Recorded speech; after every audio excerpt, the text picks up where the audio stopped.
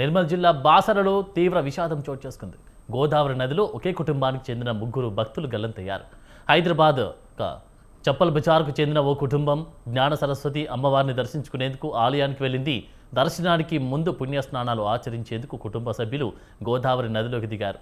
లోతు ఎక్కువగా ఉండడంతో ముగ్గురు యువకులు నీటిలో గల్లంతయ్యారు. గల్లంతైన యువకులు ఒకే కుటుంబానికి చెందిన అన్నదమ్ములు చంద్రశేఖర్, రామచందర్, మల్లేష్ కుమార్గా గుర్తించారు. యువకులు ఆచూకీ కోసం గజ ఈతగాళ్ల సాయంతో గాలింపు చేపట్టారు.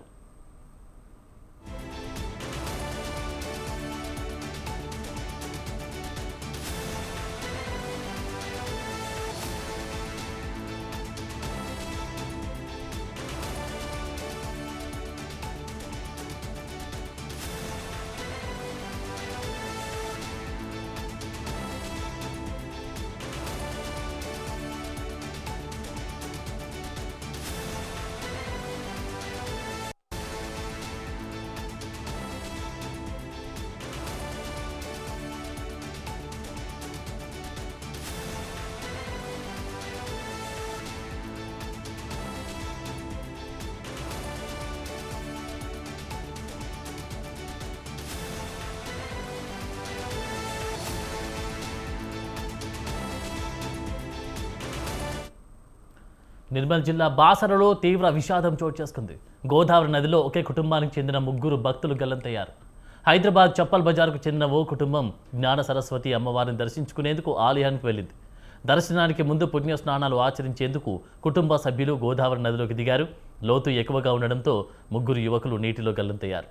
గల్లంతైన యువకులు ఒకే కుటుంబానికి చెందిన అన్నదమ్ములు చంద్రశేఖర్, రామచందర్, మల్లేష్ కుమార్గా గుర్తించారు. యువకుల ఆచూకీ కోసం గజ ఈతగాళ్ల సాయంతో గాలింపు చర్యలు చేపట్టారు. ఇదే అంశానికి సంబంధించి తాజా అప్డేట్స్ మా ప్రతినిధి రవి అందిస్తారు. రవి. Anand, good evening. ఆదిలాబాద్ జిల్లా నిర్మల్ జిల్లాలోని బాసరాలో తీవ్ర విషాదం చోటు చేసుకున్నది. గోదావరి నదిలో ఒకే కుటుంబానికి చెందిన ముగ్గురు భక్తులైతే గల్లంతయ్యారు. వీరంతా హైదరాబాద్ చప్పల్ బజార్కు చెందిన కుటుంబంగా తెలుస్తోంది. జ్ఞాన సరస్వతి అమ్మవారిని దర్శించేందుకు వీరంతా బాసరా వచ్చారు. దర్శనానికి ముందు పుణ్యస్థానాలు ఆచరించేందుకు కుటుంబ సభ్యులు గోదావరి నదిలోకి దిగారు. లోతు ఎక్కువ ఉండడంతో ముగ్గురు యువకులు నీటిలో గల్లంతైపోయారు. ఈ యువకులు ఒకే కుటుంబానికి చెందిన అన్నదమ్ములు చంద్రశేఖర్, రామచందర్, మల్లేష్ కుటుంబ సభ్యులకు తెలుస్తున్నారు. ఈ విషయంపై పోలీసులకు సమాచారం ఇవ్వడంతో యువకుల ఆచూకీ కోసం గజగీతాలతో సాయంతో అయితే గాలింపు చర్యలు చేపట్టారు. ఈ ఘటనకు సంబంధించి మరిన్ని వివరాలు తెలియాల్సి ఉంది. ఆనంద్, రవి, మరి లోతు ఉన్నటువంటి సిచ్యువేషన్ అనేది బోర్డులు పెడతారు కదా, అక్కడ లోతు ఎక్కువగా ఉంది, ఎవరు కూడా సందర్శించొద్దు అంటూ కూడా పెట్టేటువంటి అవకాశాలు ఉంటాయి కదా నోటీస్ బోర్డుకి, అక్కడ లేవా? ఆనంద్, అయితే ఇప్పుడు వేసవి కాలం సమీపించడంతో భక్తుల రద్దీ అయితే తక్కువ ఉంటుంది, నీటి కూడా తక్కువ ఉంటుంది అని చెప్పేసి ఈ బోర్డులు ఏర్పాటు చేయలేకపోవచ్చు. మళ్ళీ ఈ ప్రమాదం జరిగే సమయానికి వీరు అంతా కొంత దూరంగా ఉన్న ప్రాంతానికి అయితే నీళ్ళు ఎక్కువ ఉండే దగ్గరికి అయితే వెళ్ళి స్నానం చేసేందుకు అయితే చూశారు. కానీ అదే క్రమంలో ఇలాంటి ఘటన చోటు చేస్తుంది. Anand, right, thank you Ravi.